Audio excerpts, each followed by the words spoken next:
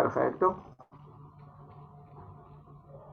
Decíamos entonces que las desventajas del sistema de refrigeración por aire principalmente son que no se puede establecer cuál va a ser la temperatura de funcionamiento del motor porque va a depender de muchas variables, como por ejemplo la temperatura del aire y también la velocidad con la cual esté circulando este vehículo. No va a ser lo mismo en un vehículo. ¿Sí? ¿Cómo no? Lo vuelvo a interrumpir. No hay problema. Respecto al trabajo 2 del motor de 4 tiempos, nosotros queríamos preguntar si nos podría explicar cómo calcular lo que es fuerza media transmitida, momento motor y potencia desarrollada en el motor, que no lo pudimos hacer. Justamente al principio de la clase hemos hablado un poquito de eso. Si ustedes, Matías me estaba hablando, ¿cierto? Si ustedes me dan un tiempito que podamos terminar con esta parte que es rápida, lo podemos ver un poquito más tranquilo, ¿sí? Perfecto, profe. ¿Sí? Bien, Matías. Bien, entonces estábamos hablando de las desventajas del sistema de refrigeración por aire y no podíamos controlar la temperatura de funcionamiento del motor porque dependía de muchas variables como la temperatura del aire y la velocidad con la cual circula el vehículo.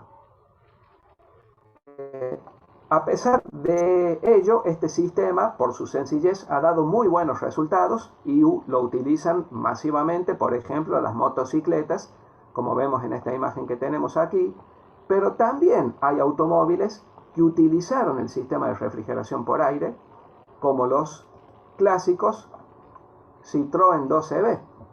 ¿Sí? Sí, Gonzalo, decime.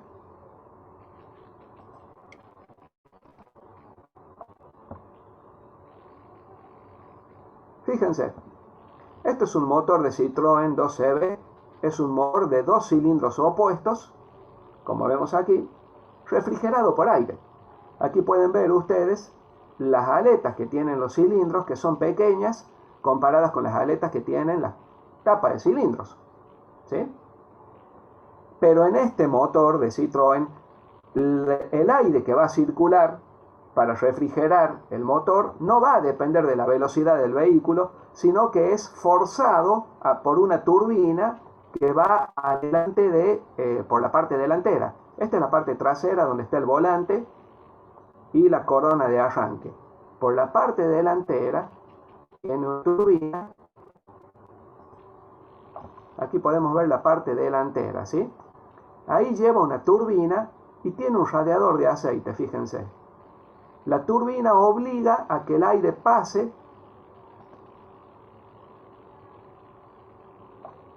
Aquí tenemos otra imagen con el radiador de aceite y el volante por detrás, ¿sí? Fíjense, en esta foto se puede observar cómo la turbina que está adelante obliga a través de esta carcasa metálica a que el aire pase por el cilindro enfriándolo. O sea que en este caso ahí está la turbina, ¿sí? Independientemente de la velocidad de circulación del vehículo, podemos proveer una refrigeración un poco más efectiva que en el caso de la moto, pero todavía estamos dependiendo muchísimo de la temperatura del aire. ¿Vieron este? Es una moto a la que le pusieron un motor de Citroën. ¿Sí? Con la turbina y todo.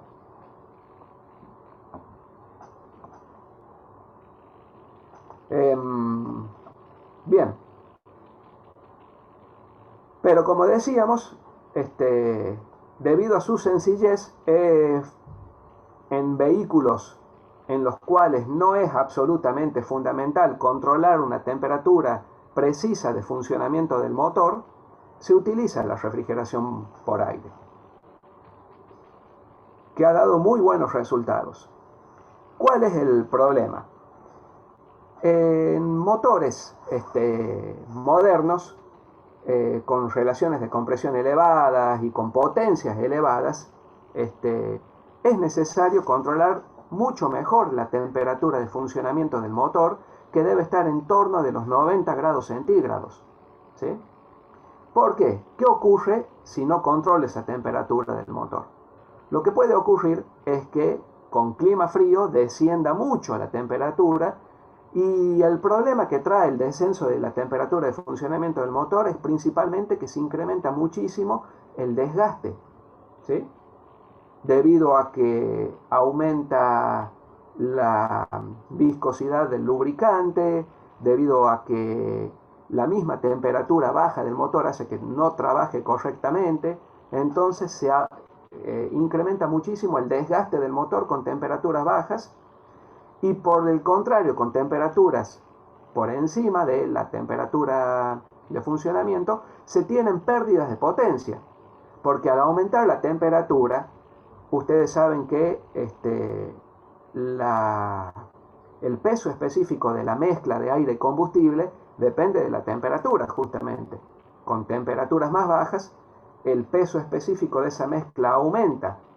Quiere decir que en el mismo volumen del cilindro, yo voy a tener mayor cantidad de mezcla en peso cuando la temperatura sea menor. ¿Se entiende? Profe, ¿Sí?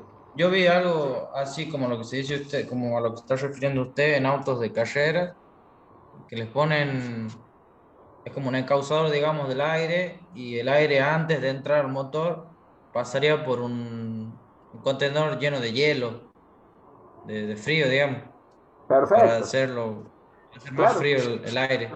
claro. Eso aumenta la potencia del motor porque estoy metiendo mayor cantidad de mezcla aire-combustible en el mismo volumen. ¿Se entiende?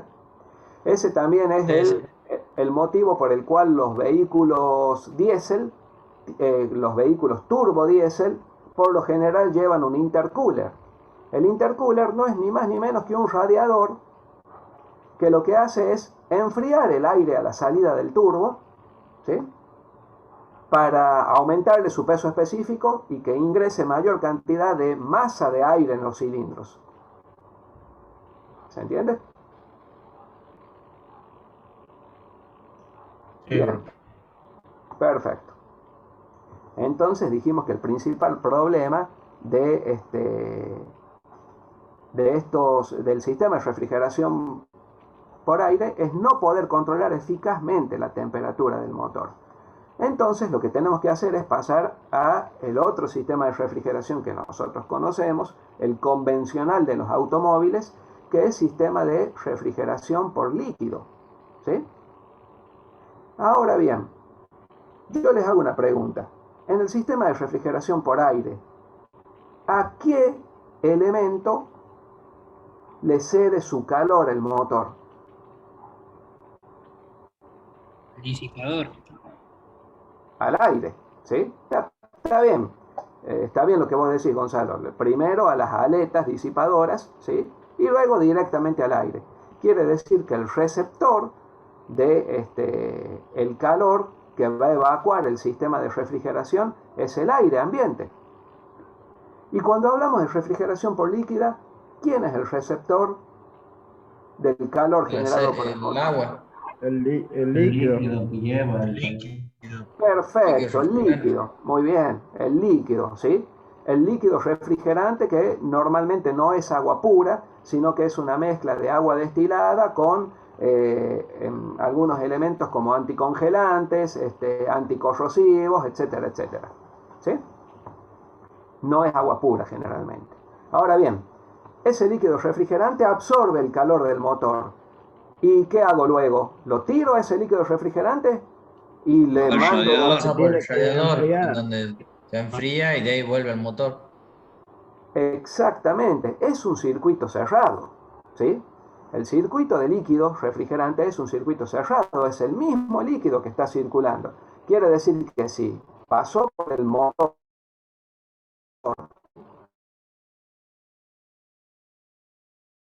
por las vías,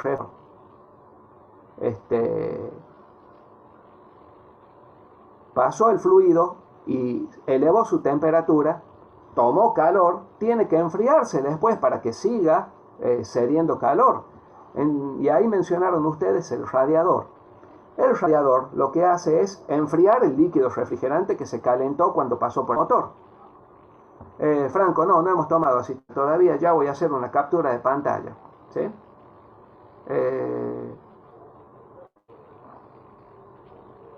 ¿Cuántos somos? 20. Perfecto. Listo. Ya hice una captura de pantalla, eso me va a servir para la asistencia. ¿Qué fue lo último que dijimos, chicos? Disculpen. El radiador, el Profe, hablando de la asistencia, hubo chicos que avisaron que no podían ahora. Ah, avisaron por el chat. Ah, Por el Matías, me WhatsApp. Sí, Sí, Matías, yo sabía que tenías otra materia. ¿Qué hiciste? ¿Te desconectaste de la otra? No, ya terminó el profe Heredia, por eso entré hace un ratito. Ah, bien, bien, perfecto. Bueno, César Romero me dice que no puede y Maxi Acevedo Sí, tampoco. profe, yo también recién ingreso, ya Ah, recién bien. me desocupo. Bien, bien, no hay problema. Y Maxi Acevedo sería el único que no está presente, ¿cierto? Ah, ya ingresaste, bien. Perfecto, o sea que estamos todos. Los que habían avisado que no podían ingresar ya están y recién hice la captura de pantalla, o sea que no hay alguno que haya avisado que no podía ingresar y que no esté. Bueno, entonces el radiador lo que hace es ceder el calor que tomó el líquido refrigerante del motor. ¿A quién se lo cede? Al aire. Ahí sí, al aire. Al aire, ¿sí?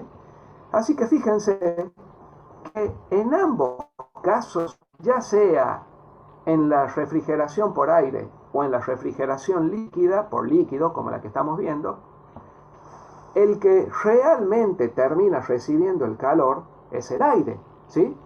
Estaríamos hablando de que la refrigeración por líquido es también una refrigeración por aire, nada más que utiliza como elemento intermediario el líquido, pero sigue siendo una refrigeración por aire. ¿Habrá alguna refrigeración que efectivamente sea por líquido? Donde un líquido sea el receptor definitivo del calor. Sí, ¿saben en cuál caso? Los motores marinos. Hay muchos motores marinos que toman, ¿sí? Toman agua del mar o del río. No es directamente esa agua la que se hace circular por los cilindros porque es agua salada, que es muy corrosiva, pero hay un líquido intermediario, ¿sí?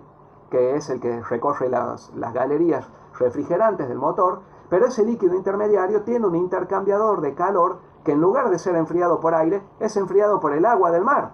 Quiere decir que se toma agua del mar, se hace pasar por ese intercambiador de calor y se vierte finalmente al mar. Ese es realmente refrigeración por líquido. ¿Sería, profe, el mismo sistema que usan las centrales nucleares, por ejemplo? No, las centrales utilizan una torre de refrigeración, ¿sí? Pero no hacen circular el agua del río por ahí. Ah, las nucleares, decís vos. Sí. Lo que pasa es que las centrales nucleares sí hacen circular el agua, pero no es para enfriar un calor generado por el motor, sino que es para enfriar el combustible que utiliza la central nuclear, el combustible atómico. Pero es algo parecido. Está bien la aclaración. ¿Vamos bien? Sí, profe. Bueno, ¿cuál es la desventaja del sistema de profe. refrigeración? Sí, Edgardo, no escuché, perdón.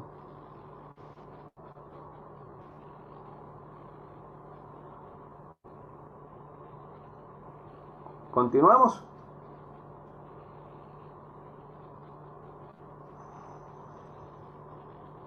No sé si me están escuchando, chicos. Discúlpenme, por ahí falla mi Sí, internet. Profe, sí se lo escucha. ¿Se escucha? Continuamos Sí, entonces. Bien, bien, muchas gracias. Las desventajas es, por supuesto, que es un sistema que tiene mayor cantidad de componentes, es más complicado, necesita su mantenimiento, ¿sí? Pero la gran ventaja que tiene es que es muy sencillo, ya vamos a ver cómo, regular perfectamente la temperatura de funcionamiento del motor, ¿sí? Entonces, vamos a ver en primer lugar cuáles son los componentes del sistema de refrigeración. ¿Cuáles podemos mencionar? En primer lugar, la bomba de agua. La bomba de agua es el componente principal porque nosotros lo que vamos a ver es un circuito de refrigeración por líquido forzada. Forzada porque la circulación es forzada por la bomba de agua, ¿sí? Existen otros motores antiguos que utilizaban un sistema de circulación por termosifón, pero ya no se utiliza más hace muchísimo tiempo. Ni siquiera lo vamos a ver, solamente lo mencionamos, ¿sí? El que sí estudiamos es circulación forzada. Entonces tenemos la bomba de agua, principal componente. Luego tenemos el radiador. Es el segundo principal componente porque es el encargado de ceder al aire el calor que retira del motor el líquido refrigerante, ¿sí? Luego tenemos algo que es fundamental, el Los caños, ventilador. creo. Sí, perdón. Pensé que otro elemento fundamental iba a ser los caños donde va el líquido. Los caños. Las tuberías. Sí, por supuesto que son parte del sistema de refrigeración, pero las mangueras por las que circula el líquido nosotros vamos a mencionar las partes que son realmente importantes, ¿sí?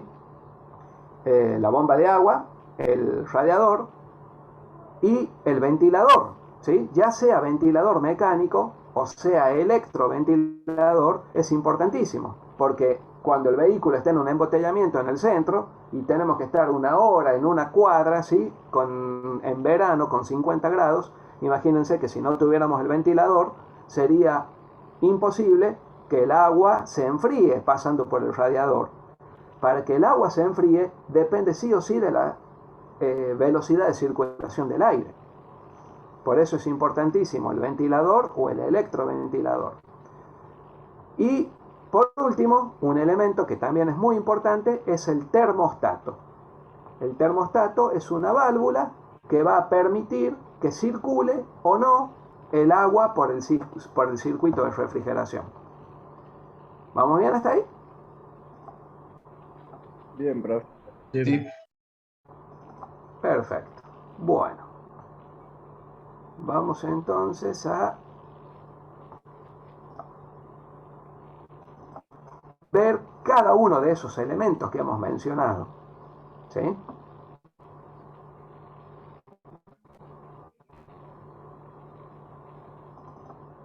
Empezando por la bomba de agua. Por lo general, la bomba de agua es algo muy parecido a esta bomba que estamos viendo aquí, que ¿de dónde obtiene su movimiento? Por lo general, la bomba de agua tiene una polea del otro lado, ¿sí? Que va unida aquí, en la parte trasera, ¿sí? Esta parte que nosotros vemos de la bomba de agua lleva un O-ring, por eso se ve esa acanaladura, ¿sí?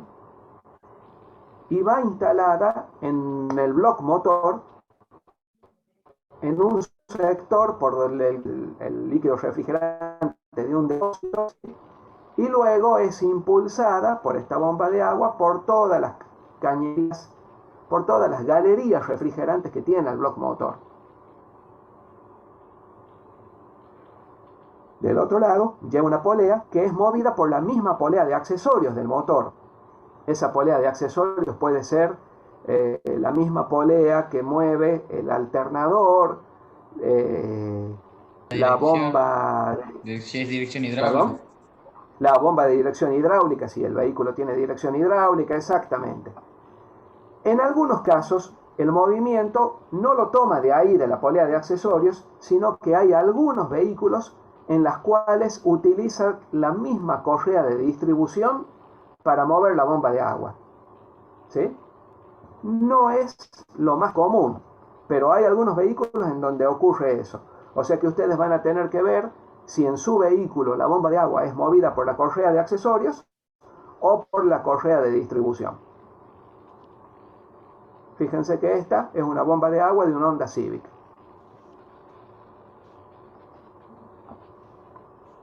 Ahí tienen otro modelo de bomba de agua. La polea iría aquí.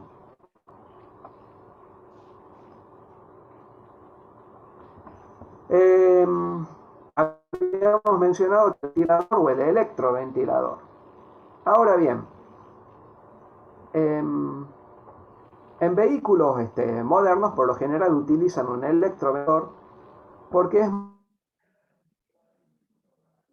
muy sencillo, a través de un termostato que lleva el líquido refrigerante, un interruptor eléctrico, se pueda encender o apagar a voluntad el electroventilador cuando la temperatura del líquido refrigerante está aumentando por encima de un límite. Ese interruptor, ese bulbo, hace que se encienda el electroventilador enfriando el líquido refrigerante, ¿sí? Por ejemplo, si vamos por la ruta a 120 km por hora, no va a ser necesario que en ningún momento encienda el electroventilador porque ya tenemos una circulación de aire lo suficientemente vigorosa como para que no sea necesario el funcionamiento de este elemento. En motores antiguos teníamos, vamos a ver,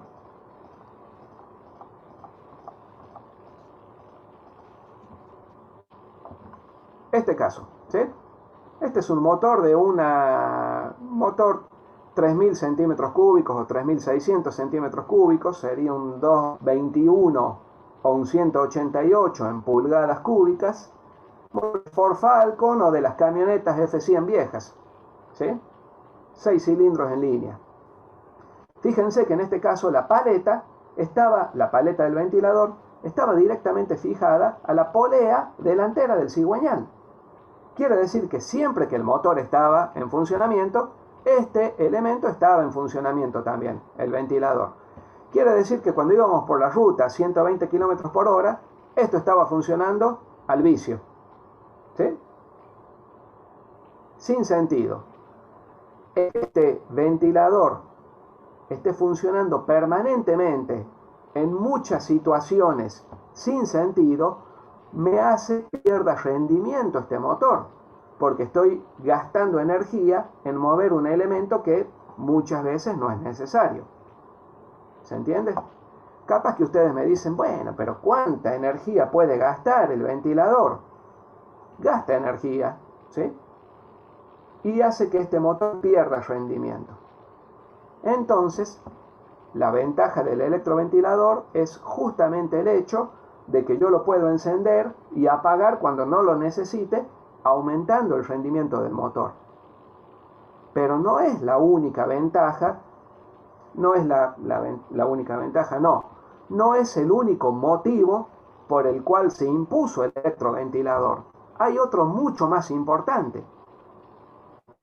Les hago una pregunta. En los automóviles modernos, ¿puedo poner el ventilador ahí donde está? No. No. No, profe. ¿Por qué? Porque el motor se pone de costado. Está puesto de otra forma el motor. Está Son transversal. Precisamente. Muy bien, bien. Excelente, querían que se den cuenta ustedes. En la mayoría de los automóviles modernos, el motor no es de ubicación longitudinal, como eran los automóviles viejos, como el Ford Falcon, sino que es ubicación transversal. Si yo lo tengo montado en forma transversal al motor, no hay forma de que este elemento tome aire del frente, ¿sí?, para cargar el radiador. Entonces, obligatoriamente, ¿sí?, en los motores modernos, más allá de la mejora de rendimiento del electroventilador, al ser de ubicación transversal, sí o sí dependo de un electroventilador para enfriar el radiador. Sin embargo, hay camionetas, ¿sí?, que tienen el motor con ubicación longitudinal. Cualquier camioneta de las nuevas, Ranger, Amarok,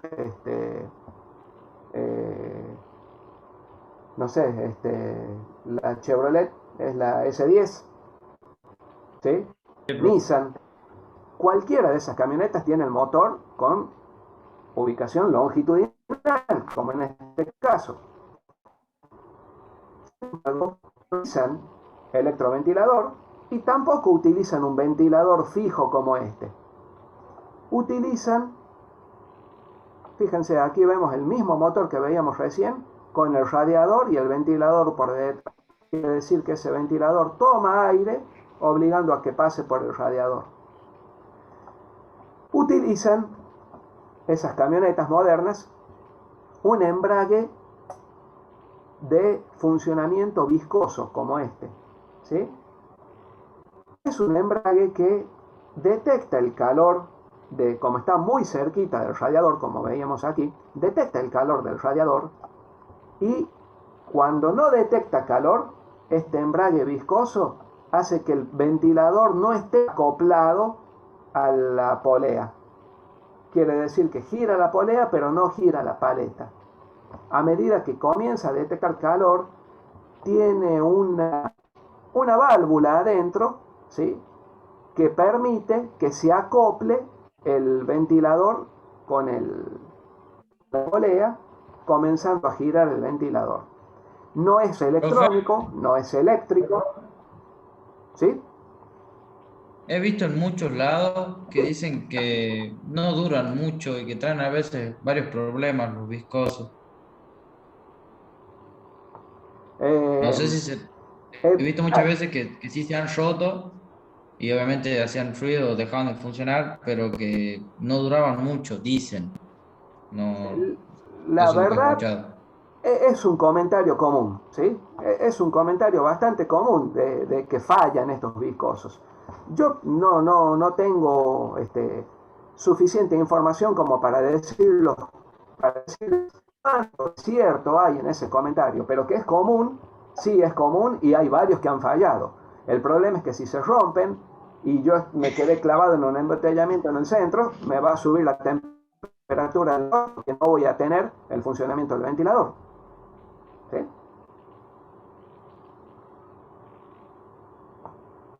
Bueno, ¿cómo vamos hasta ahí? De 10, profe. Bien, ¿De profe. 10? ¿Se va entendiendo todo? Ahí veo un electroventilador, ¿sí? Y en algunos casos se utiliza doble electroventilador, como en este caso. Muchas veces también el bulbo de la temperatura, el que sensa la temperatura del fluido refrigerante, tiene dos posiciones. En una hace que el electroventilador encienda a una velocidad baja, haciendo que sea silencioso. Si esa baja velocidad no es suficiente para enfriar el motor, se acopla la segunda velocidad, que es bastante molesta porque es muy fuerte el ruido de la segunda velocidad, pero ahí sí o sí obliga a que se enfríe el motor. Y ahora bien, radiadores, habíamos mencionado, los radiadores antiguos eran de este tipo, más angostos, ¿sí?, y muy altos. Y principalmente, como se ve aquí, eran de cobre, ¿sí? Actualmente ya no se fabrican más así como este, sino que son de aluminio y son ahora, ha cambiado la configuración del radiador. Es como que lo acostamos ahora, a este mismo radiador lo acostamos, y fíjense,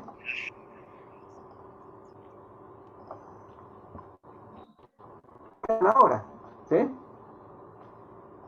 En este radiador antiguo, el mismo radiador era el depósito del fluido refrigerante. En los circuitos de refrigeración modernos, como yo tengo un depósito, ¿sí?, que sirve de fluido refrigerante, ya no necesito que tener un depósito tan grande, por lo tanto son de circulación cruzada, como en esto, No, sí, como me en este dijo la caso. Cristina que está una broma nomás, porque bueno, estamos acá los dos pasando el frío y ella te extraña, tu Fernando, mamá. estás con ¿Viste? el audio activado. Uy, no, disculpe, profe. No hay problema. Traten de fijarse, nada más, porque por ahí podemos meter la pata diciendo algo indebido. No hay ningún problema. Disculpe. No hay problema. Por ejemplo, en verano en La Rioja hace un montón de calor. ¿Cómo hace ahí para enfriarlo más al motor? Y por ejemplo, en Tierra del Fuego, que es en el sur y hace frío siempre, ¿cómo hace para evitar que el motor se enfríe demasiado también, porque también sería una desventaja. ¿Quién preguntó eso? Heredia, Facundo. Facundo, excelente. Como estoy compartiendo pantalla, no los puedo ver a todos, por eso tengo que preguntar quién es el que consultó. Excelente la pregunta, Facundo, y lo vamos a ver a eso cuando veamos el siguiente elemento que habíamos mencionado, que es el termostato. ¿Qué hacen los fabricantes de automóviles? Saben que tienen que fabricar un automóvil que pueda funcionar en Ushuaia y que pueda funcionar en La Rioja, ¿sí? Con 50 grados centígrados. Ellos saben que el radiador que van a diseñar, que es el elemento encargado de enfriar al motor, al líquido refrigerante, por ende al motor, tiene que funcionar con una temperatura ambiente de 50 grados centígrados. Entonces diseñan el tamaño del radiador para que con esa temperatura del aire pueda refrigerar al motor. ¿Sí? Por muy sobredimensionado, entonces yo tengo que ver cómo voy a regular la temperatura del motor. Ahí es donde entra el termostato. Ya lo vamos a ver, ¿sí? Pero está muy bien la pregunta. ¿Está clarito?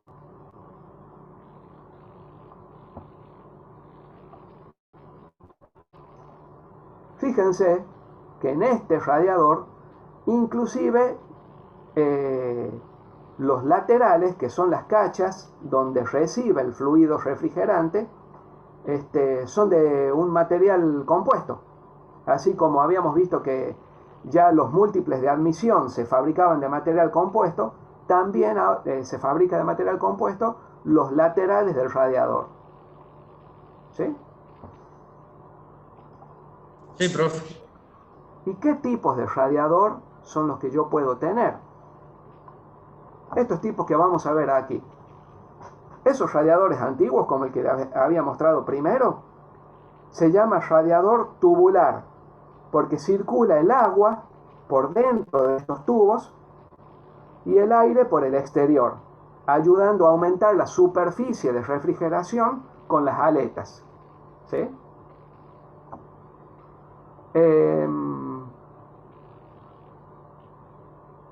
Existe otro tipo de radiador que se utilizaba mucho en competición porque tiene mucha eficiencia, que es el radiador de panal, en la cual el agua circula por el medio de los tubos. Sería el caso contrario a este, ¿sí? Aquí por el medio de los tubos circula el aire y el agua circula por dentro. En el radiador de panal es al revés. El agua circula entre los tubos, como pueden ver aquí, y el aire circula en el medio. Y se llama de panal porque se forma una figura hexagonal en los extremos de cada tubo y por ahí se sellaba para que el agua no escapara y circular el aire por el medio. Este tipo de radiador es muy caro, pero es muy caro. Por eso se fabrica un tipo de radiador moderno que es el de láminas de agua y también es llamado falso panal. ¿Por qué? Porque no son tubos sellados en el extremo como estos, sino que es un tubo aplanado, ¿sí? Que se va doblando formando un falso panal para que el aire circule por entre los tubos y el agua por el medio del tubo. ¿Sí? ¿Se entiende? El agua circula por aquí, por el medio del tubo, pero debido a que está doblado el tubo formando un falso panal, quedan los conductos interiores por los cuales circula el aire. Estos son los tipos de radiadores más comunes. Ustedes en el práctico van a tener que ver qué tipo de radiador es el que tiene el vehículo que ustedes han elegido. ¿Sí? Y por último, vamos a estudiar este elemento, el termostato. ¿Sí? ¿Cómo funciona? El termostato no es ni más ni menos que una válvula que está sensando permanentemente la temperatura del fluido refrigerante, permitiendo que el fluido refrigerante circule hacia el radiador o no. Fíjense que cuando el termostato está abierto, como en este caso, se levanta la parte superior del termostato, permitiendo que el fluido refrigerante circule hacia el radiador. Cuando el termostato está cerrado, esa válvula se cierra, haciendo que el fluido refrigerante no pueda pasar hacia el radiador y directamente vuelva a pasar de nuevo por el circuito refrigerante del bloque motor, pero sin enfriarse, pasando por el radiador. Ahí se responde a la pregunta de cómo podemos lograr un abanico tan grande, ¿sí?, de temperaturas exteriores y que el motor funcione siempre a 90 grados centígrados. ¿Se entiende? En Ushuaia, Sí, profe. en una ruta de Ushuaia, con el vehículo circulando a 120 kilómetros por hora, por supuesto que el termostato va a estar cerrado. En el centro de La Rioja, el termostato va a estar abierto, pero no son las únicas dos posiciones, ¿sí? No es un normal, no es un termostato que funciona on-off, abierto o cerrado. Tiene infinitas posiciones intermedias a las cuales se va a ir adaptando la cantidad de fluido que va a circular hacia el radiador dependiendo de la temperatura que alcance el fluido refrigerante. Disculpe, profe. Profe, Sí. Los escucho. Yo le iba a preguntar si este es el que regula también el ventilador. No, el termostato, este termostato que estamos viendo nosotros aquí, ya vamos a ver una foto, no es el que hace que encienda o se apague el electroventilador. ese sería el bulbo, ¿no? El bulbo, normalmente lo conocemos Bulbo como de bulbo. temperatura. Exactamente. Esos también vienen por grados, ¿no, profe? Tengo entendido que tienen un inicio y un corte, dependiendo de cada bulbo. Exactamente. Sí, los bulbos de temperatura están regulados para cierta temperatura que le da inicio para que se encienda y luego cuando se enfrió una cierta cantidad de grados lo apaga el electroventilador y no es lo mismo para todos los vehículos. ¿Sí? Buenas noches. Hola Martín, buenas noches. Buenas noches, Perdón, ¿Cómo profe. les va? ¿Cómo Perdón, les va? Sí. no sé si te enteraste que lo adelantamos un poquito a la clase porque no tuvieron la clase anterior los chicos. Empezamos a las 8 y poquito. Ah, no, perdón, no sabía. Bueno, No alcancé a leer los mensajes porque recién salgo de la otra clase. Si es que no pasaron hay, los mensajes. no hay problema. No sé si querés aprovechar y tomar asistencia o yo había hecho una captura de pantalla por las dudas vos no te conectaras. No hay Como problema, quieras. después me lo pasa, después lo vemos. Lo que sí me interesaba, justo que están hablando esto del bulbo y todo lo demás, todas las categorías, en términos generales, digamos, los bulbos, desde el punto de vista técnico, responden al nombre de transductores. Quizás ya más adelante, cuando seguramente en alguna parte, creo yo, de automatización, lo pueden llegar a ver. Pero transductores, la categoría transductores, significan elementos, ¿no es cierto?, componentes electromecánicos o con alguna injerencia del punto de vista electrónico, pues que sirven básicamente para interpretar algún fenómeno físico y traducirlo, como la misma palabra lo dice, transductores, lo traduce a algún otro tipo de señal. A ver, por ejemplo, si hablamos de bulbo, ¿qué es un bulbo? Es un transductor de temperatura. ¿Qué hace? Que a partir de sensar o un elemento bimetálico que tenga, ¿sí?, que cierre unos contactos, ¿sí?, de un circuito eléctrico, va a hacer que de alguna manera sea el que me cierre los contactos del circuito justamente del elemento del electroventilador. Cuando veamos freno vamos a ver otro tipo de transductor, como es por ejemplo el bulbo de freno. ¿Qué es el bulbo de freno? Es un elemento que va con un transductor que va conectado en la bomba de freno y que al momento de detectar presión hidráulica en la bomba, cuando nosotros accionamos el pedal del freno, automáticamente detecta esa sobrepresión, ¿sí? Y esa sobrepresión cierra los contactos eléctricos de un circuito, ¿no es cierto?, que es el que hace encender la luz del stop. ¿sí? Entonces, fíjense cómo los transductores, en términos generales, manejan a la entrada un tipo de señal, que puede ser del tipo física, si se quiere. Y en el secundario, salida de ese transductor, voy a tener, en la mayoría de los casos, elementos, digamos, que van conectados a circuitos eléctricos, ¿sí? Así que eso es más o menos, digamos, la característica general en la cual podemos encuadrar a estos elementos que son los, para nosotros, en términos comunes, bulbo, digamos, pero en términos de cierto rigor técnico deberíamos referirnos justamente a transductores, ¿sí? Eso es lo que quería aportar. Buenísimo. Excelente. Ahí queda bien clarito entonces la diferencia entre este termostato, que es el que estamos viendo nosotros, que funciona solamente para permitir que el fluido refrigerante pase o no al radiador, y el otro bulbo de temperatura, que es el transductor que les estaba explicando el ingeniero, que es el que permite que encienda o no encienda el electroventilador, o que encienda y luego se apague el electroventilador. ¿Sí? Esa es la diferencia. Decíamos que a ver, ahí tengo una foto.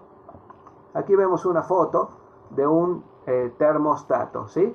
Aquí vemos cuál es la parte que cuando aumenta la temperatura del fluido refrigerante, especie de resorte, ¿sí?, por dilatación, permite que se abra la válvula que va a permitir que pase el fluido refrigerante hacia el radiador. Y por supuesto que no es abierto o cerrado, sino que a mayor temperatura, mayor dilatación, va a abrir más la válvula, ¿sí? Y cuando el fluido refrigerante esté frío o a temperatura normal, ¿qué sucede cuando le doy arranque al motor en un tiempo frío? ¿Sí? ¿Cómo está el termostato? El termostato está cerrado. Cerrado, ¿sí? Como en esta imagen que veíamos acá, cerrado, el fluido refrigerante no va a pasar al radiador, permitiendo que rápidamente llegue a su temperatura de régimen ese motor, ¿sí? Cuando llegó a su temperatura de régimen, va a comenzar a abrir lentamente el termostato, el paso al radiador, y si luego, con su funcionamiento, el motor llega a una temperatura un poco más elevada, va a abrir más, permitiendo que se enfríe mejor el fluido refrigerante. Con este elemento, con el termostato, se logra, es realmente, más allá del electroventilador que encienda o apague, que permita que se refrigere el radiador circulando el aire a través de él, pero es el termostato el que realmente me permite a mí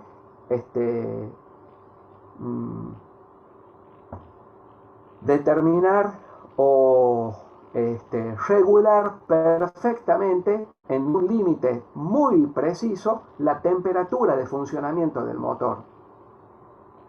Es fundamental este elemento.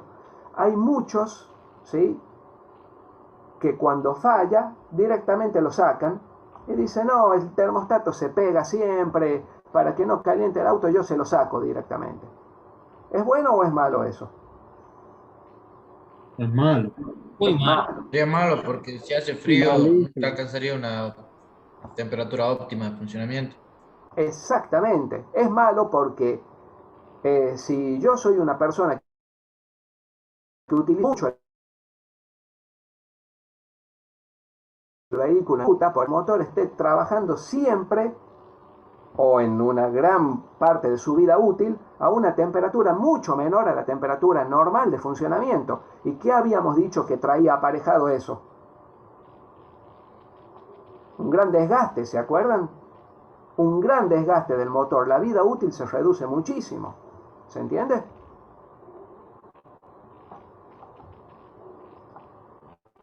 Sí, profe. Sí, profe. Bien. Y esto, bueno, esta es la foto de un termostato, decíamos. ¿Y esto qué está?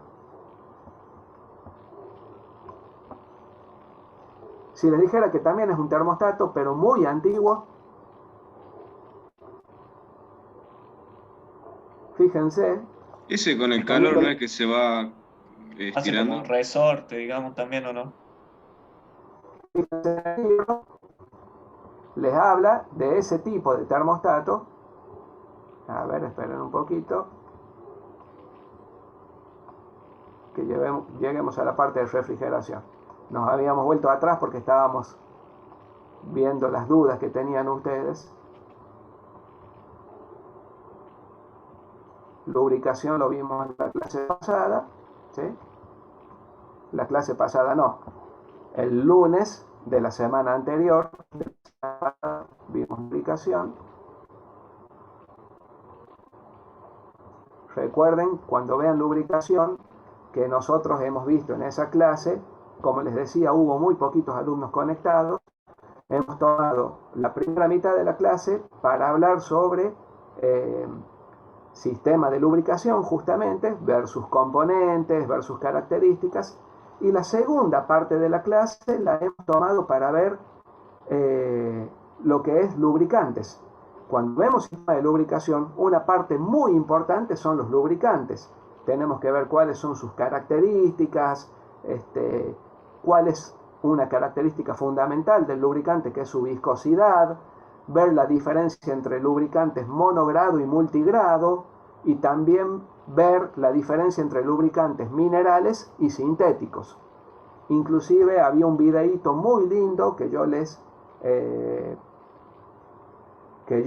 pasaba para que ustedes vieran bien claro cuál era la diferencia entre los distintos tipos de lubricantes. Si quieren, después les paso el link para que lo puedan buscar en YouTube a ese video. Bueno, estábamos con sistema de refrigeración entonces. Habíamos mencionado en la clase la refrigeración por termosifón, ¿sí? En la cual no se utiliza una bomba de agua.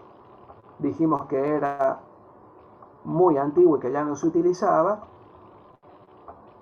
Vemos los tipos de radiador que yo les había mostrado recién, el de panal, el de falso panal o el de láminas de agua.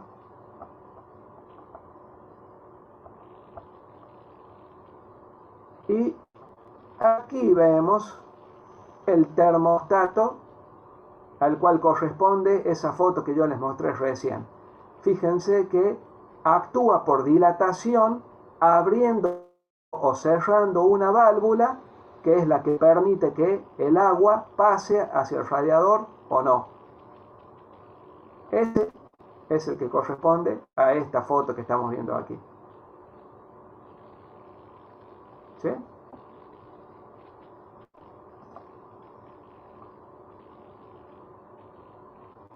Y vemos el otro termostato, el convencional.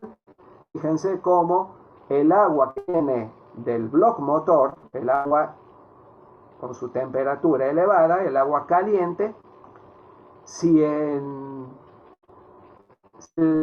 esa agua todavía no alcanzó su temperatura óptima, la temperatura a la cual permite que se abra el termostato, lo que hace es volver a través de esta tubería a la bomba de agua y por lo tanto al motor.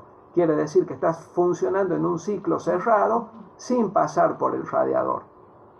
En cambio, cuando se abre el termostato, no solamente permite el paso al radiador, sino que también bloquea el retorno del agua directamente a la bomba. ¿Sí? Quiere decir que primero tiene que ir al radiador y luego volver fría a la bomba de agua para circular a través del circuito refrigerante del bloque motor. ¿Se entiende? Sí, profe. ¿Sí? Bien. Por último, vemos que el circuito de refrigeración que normalmente tienen los automóviles es el circuito de refrigeración sellada, como este. ¿Por qué? ¿Por qué se llama sellada? Porque tengo un depósito de líquido refrigerante que no sirve solamente como depósito, sino también como vaso de expansión. ¿Y por qué necesito un vaso de expansión? ¿Sí? En primer lugar, Levantar temperatura. ¿Y qué ocurre cuando levanta temperatura con el fluido refrigerante? Aumenta la presión. Aumenta, sí, aumenta la presión, pero también aumenta su volumen, ¿sí? Si yo lo tuviera al circuito refrigerante sin ningún elemento que me permita que por algún lado aumente el volumen, ¿sí? Podría reventar alguna manguera o romper el radiador, porque por algún lado, al aumentarle el volumen, se expande, y esa expansión podría provocar alguna rotura dentro del circuito refrigerante. ¿Y por qué directamente no le saco la tapa? ¿Por qué es sellada esta refrigeración? ¿Por qué es un circuito de refrigeración presurizado? ¿Cuál es la ventaja? O sea, si abre la tapa, ¿se le podría escapar el líquido refrigerante cuando se evapore o no? Principalmente se utiliza un circuito de refrigeración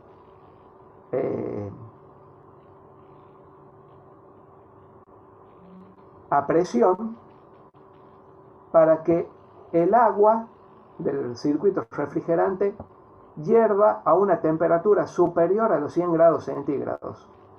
Ustedes saben que el agua de la olla a presión, ¿sí?, cocina más rápido porque al aumentar la presión, el agua hierve a una temperatura mayor a 100 grados centígrados.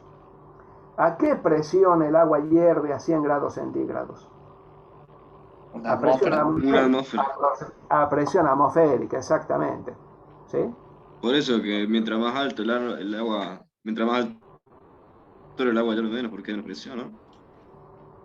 A mayor altitud, el agua hierve a una temperatura menor, porque disminuye la presión. Claro, claro. ¿Sí? En cambio, en la olla a presión, como la presión se eleva por encima de la presión atmosférica, el agua hierve tal vez a 120 grados centígrados, permitiendo que los alimentos se cocinen más rápido. ¿Sí? Lo mismo, por el mismo motivo, se utiliza refrigeración a presión. Pero en los radiadores antiguos, ¿qué ocurría? Cuando se elevaba la presión dentro del circuito refrigerante y aumentaba el volumen, se vencía la fuerza de este resorte y el agua directamente se perdía. Tubo de rebose. El agua iba a la calle. Quiere decir que siempre tenía que estar revisando yo la cantidad de fluido refrigerante dentro del circuito, porque cada vez que se expandía, se iba a la calle. En la refrigeración sellada, ¿sí?, yo tengo un vaso de expansión que tiene aire arriba. Como ustedes saben, el aire es compresible. Quiere decir que cuando aumenta el volumen del fluido refrigerante, se comprime el aire dentro del vaso de expansión, permitiendo el aumento de volumen del fluido. ¿Se entiende? Por ese motivo es muy importante respetar el nivel máximo del fluido refrigerante. ¿Sí? Porque si yo lo llenara de líquido hasta el cogote a este vaso de expansión, no cumpliría su función. ¿Sí? Cuando se expanda el líquido, cuando aumente su volumen, al no tener aire que permite el aumento del volumen y que el líquido suba por este vaso de expansión, reventaría. ¿Se entiende? El circuito de refrigeración sellada es el que ha permitido que prácticamente no sea necesario estar permanentemente atento, ¿sí?, al nivel del fluido refrigerante, sino que prácticamente entre service y service de 10.000 o de 15.000 kilómetros no es necesario revisarlo, más allá de la revisión normal de cómo se hace la revisión de cualquier fluido del automóvil. ¿Se entiende? Sí, profe. ¿Sí? Bien. Habíamos dicho que el fluido refrigerante no era agua solamente, sino que tenía incorporados anticongelantes. Ustedes saben lo que ocurriría si la temperatura desciende por debajo de los 100 grados centígrados. ¿Y qué ocurriría con el agua dentro del bloque motor? Por debajo de los ceros se congelaría. Se congela. ¿Y qué pasa si se congela el agua en el bloque? Y obstruiría el paso del líquido refrigerante. ¿Eso es todo? ¿O podría pasar algo más grave? No, podría romper mangueras y congela, todo se eso, expande. ya que el hielo se expande. Y la manguera de última es de goma, ¿sí? El problema es el bloque motor. Hay roturas de bloque motor debido a que se congeló el fluido ahí adentro, ¿sí? Puede ser, profe, porque, digamos, en un lado está congelado y por otro lado, al estar funcionando el motor, se tendría que estar alzando temperatura y eso llevaría a que se fisure o no, o nada que ver. No. Una vez pusilla de vidrio. ¿Nunca lo hicieron? Se le Si no lo cortó, hicieron, no profe. lo hagan. Sí, profe, disculpe, ¿puedes repetir? Les decía, si alguna vez pusieron una botella de vidrio llena de agua en el congelador. Sí, Ah, profe. sí, se ¿Y revienta. qué pasó con la Cerveza en el botella? freezer. ¿Qué pasó con la botella? Y explotó. Porque se expande el agua del líquido de adentro. No habíamos dicho que se expande cuando aumenta la temperatura y que cuando disminuye la temperatura disminuye el volumen. Pero las moléculas de agua, cuando se solidifican, no sé por qué, aumentan la distancia intermolecular, entonces se expande el hielo. El hielo Perfecto. tiene más volumen que el agua. Está muy bien explicado. Matías. Sí, profe. Bien, Matías, excelente. Lo que ocurre es que el agua tiene estructura amorfa. Eso significa que el agua en estado líquido no tiene una posición fija, las moléculas, ¿sí? Porque tiene estructura amorfa. Y eso hace que cuando aumente la temperatura, aumente el volumen, y cuando disminuya la temperatura, disminuya el volumen. Pero cuando el agua cambia de estado líquido a estado sólido, también la estructura pasa de amorfa a cristalina, ¿sí? Haciendo que las moléculas ocupen posiciones específicas, y eso es lo que hace que aumente el volumen cuando se congela el agua, ¿sí? Ese aumento de volumen es bastante grande, provocando que se reviente la botella dentro del freezer o que se fisure el bloque motor. ¿Se entiende? Por eso es importantísimo el uso de los anticongelantes. También llevan no solamente anticongelantes, sino también elementos anticorrosivos, ¿sí? Para evitar la corrosión. Recuerden que este fluido refrigerante está circulando por dentro del bloque motor, que es un material que está sometido a la corrosión. No es de acero inoxidable el bloque motor, ¿sí? Entonces es importantísimo el uso de los anticorrosivos. ¿Alguna duda? Voy a hacer una nueva captura de pantalla porque veo que se sumaron algunos más. ¿Sí? Por las dudas. Profe, yo entré de nuevo porque se me había apagado la compu. Tuve que entrar de nuevo, pero ya estaba desde antes. Bueno. Claudio. Sí, Martín. Sí, ya tomé asistencia en base a los presentes y solamente me está quedando Goyoche Agustín nada más. Ah, bueno, perfecto. Así que quédate tranquilo con eso. Bueno. Miren, chicos, les quería, ahora que hemos terminado la clase, pedir disculpas de parte mía por los Los inconvenientes que hemos tenido con el dictado de la materia los últimos 2 miércoles anteriores, uno fue por hipoglucemia y otro fue por un problema familiar, como les había puesto en el grupo, así que quería personalmente pedirles disculpas por eso y decirles que lamentablemente no ando del todo muy bien con mi glucemia. Por ahí hasta me da vergüenza tener que decir que me dio hipoglucemia y que no puedo dar alguna clase. Hoy me pasó en la materia que tenía temprano, a las 6 de la tarde, que era de civil. Tuve que decirle a los chicos que vamos a ver cuándo recuperamos porque estuve en ese momento con la glucemia baja. Y si yo me llego a medir ahora en este momento, estoy casi seguro que estoy nuevamente con la glucemia baja. Por cómo me siento me voy dando cuenta. Así que bueno, disculpen. Se le nota un poco, profe.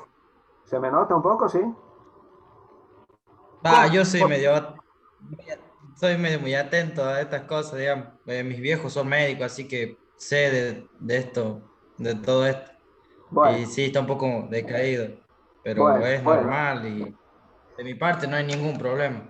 Bueno, les agradezco mucho por la predisposición y no es algo que pueda manejar, no es del todo sencillo, entonces lo que pasa es que yo soy diabético, chicos, el año que viene voy a cumplir 40 años de diabético insulino dependiente.